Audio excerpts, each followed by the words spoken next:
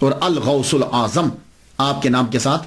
یہ الغوث العظم تو اتنا مشہور ہو گیا ہے کہ اگر آپ صرف بول دو الغوث العظم تو فوراً سمجھ میں آتا ہے کہ عبد القادر گیلانی رحمۃ اللہ علیہ کا ذکر ہو رہا ہے. یہ الغوث العظم جو ہے ایک ٹائٹل آپ کا بن گیا. لیکن میں یہاں عرض کرتا جاؤں, ہو سکتا ہے کہ میرے کچھ دوست, میرے سننے والے جو ہیں وہ یہ کہیں, میرے کچھ دوست اب آپ جب الغوث العظم کو سنیں کہیں یا کسی بندے کے پاس بیٹھیں تو وہ پریشان ہو جائیں اور کہیں کہ یار نہیں یہ تو شرک ہے. تو میں عرض یہ کرنا چاہوں گا, اگر آپ قرآن مجید کی اسٹڈی کریں, قرآن مجید کو پڑھیں, تو بہت سے الفاظ ایسے ہیں کہ اللہ تعالیٰ نے وہ اپنے لیے بھی استعمال کیے ہیں اور اپنے بندوں کے لیے بھی وہ استعمال کیے. یہ اگر فلسفہ آپ کی سمجھ میں آ جائے تو پھر یہ الغوث العظم, مشکل کشا, یہ الفاظ جو ہیں وہ آپ کو ڈسٹرب نہیں کریں گے. بس پہلے آپ نے یہ سمجھنا ہے کہ کیا اللہ تعالیٰ نے وہ الفاظ کے جو اپنے لیے خاص کیے تھے, کیا وہ اس نے وہ بندوں پر استعمال کیے ہیں کہ نہیں کیے.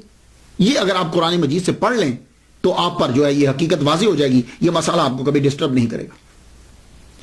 قرآن مجید کے اندر بہت سے ایسے الفاظ ہیں کہ جو اللہ کے لیے ہیں لیکن وہ بندوں کے لیے استعمال ہوئے ہیں. سب سے پہلا لفظ جب آپ نے سورہ فاتحہ پڑھی تو الحمدللہ رب العالمین ہے. یہ لفظ رب ہے نا جو, یہ اللہ نے اپنے لیے استعمال کیا قرآن مجید کے اندر. جتنے انبیاء کرام ہیں جب بھی انہوں نے دعا مانگی انہوں نے ربنا کہہ کے دعا مانگی.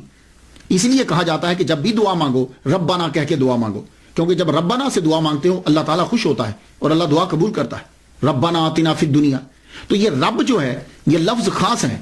لیکن سورہ یوسف پڑھتے ہوئے آپ کو یہ ملے گا کہ یہی لفظ رب تعالیٰ کا رب جو ہے حضرت یوسف علیہ السلام نے وہ جو شراب پلانے والا تھا اس کے بادشاہ کے لیے استعمال کیا.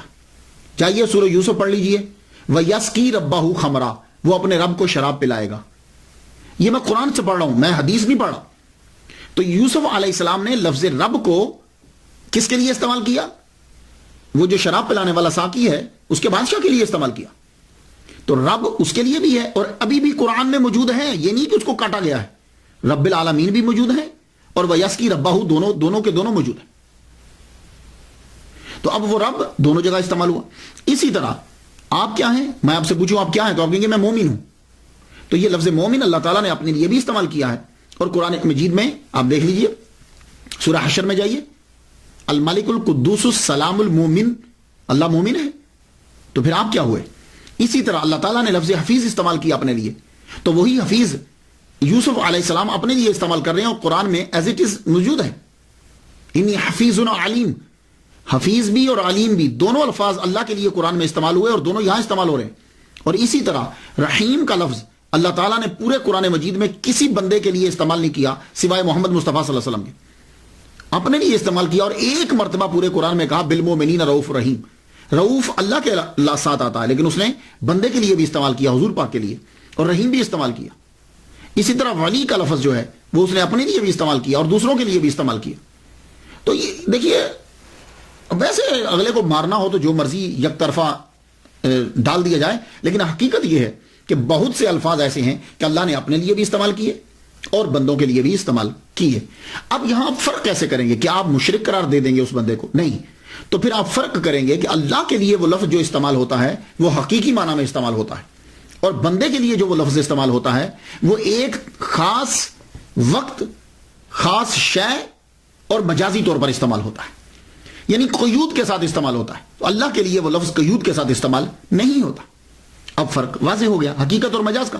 تو یہی سلسلہ جو ہے الغوث العظم ہے, یہ ٹائم ہے, قیود ہے اور مجازی طور پر ہے. یہ بات یاد رکھیے گا. یہ اگر فرق نہیں کریں گے تو پوری دنیا مشرک بن جائے گی, یہ بات یاد رکھیے گا. اب اگر الغوث العظم کہنے سے آدمی مشرک ہوتا ہے تو پھر حضرت ابو بکر صدیق کے ساتھ صدیق اکبر لگتا ہے, پھر آدمی صدیق اکبر کہنے سے بھی مشرک ہوگا. کیوں؟ اس لیے کہ قرآن مجید کے اندر اللہ تعالیٰ نے یہ کہا ہے وَمَنْ أَصْدَقُ مِنَ اللَّهِ, اللہ سے بڑھ کر کون سچا ہے. ٹھیک ہے, تو آپ کہہ رہے ہیں کہ ابو بکر صدیق اکبر, وہ صدیق اکبر ہیں, تو اللہ تو سب سے سچا ہے, اللہ تعالیٰ سے تو سچا کوئی نہیں, تو پھر صدیق اکبر ہی نے کیوں کہا گیا؟ پھر اسی طریقے سے فرق کرنے والا تو اللہ تعالیٰ ہے حق و باطل کے درمیان. تو حضرت عمر فاروق رضی اللہ تعالیٰ عنہ کو فاروق کیوں کہتے ہیں؟ یہ بھی شرک ہوگا. اسی طرح اللہ قرآن میں کہتا ہے کہ ان اللہ غنی وانتم الفقراء, اللہ غنی ہے اور تم فقیر ہو, تو آپ پھر لوگ سب عثمان غنی کیوں کہتے ہیں؟ اسی طرح قرآن مجید کے اندر آتا ہے وَهُوَ الْعَلِيُّ الْعَظِيمُ, وہ علی ہے, اللہ علی ہے, تو آپ حضرت علی کو علی کیوں کہتے ہیں؟ تو یہ دیکھیے وہ جو بزرگان دین تھے نا، ان کے سامنے سب چیزیں ہوتی تھی، وہ پھر ایک نتیجہ نکالتے تھے جہاں سے کہیں سے اعتراض نہیں آتا۔ ہم کیا کرتے ہیں، ہم اگلے آدمی کو مارنے کے لیے ایک چیز لے لیتے ہیں، باقی ساری چیزوں کو بند کر دیتے ہیں۔ تو الغوث الاعظم جو کہا جاتا ہے یہ مجازی طور پر ہے، اور یہ قیود ہوتی ہیں۔ ہاں اللہ تعالیٰ فریاد رس ہے، اللہ فریاد، لیکن اس جیسا اس میں وہاں قید کوئی نہیں، اور وہ ذاتی طور پر ہے یہ بات۔ باقی ہر چیز، ہر لفظ جو ہے وہ جو استعمال ہوا وہ مجازی طور پر استعمال ہوتا ہے۔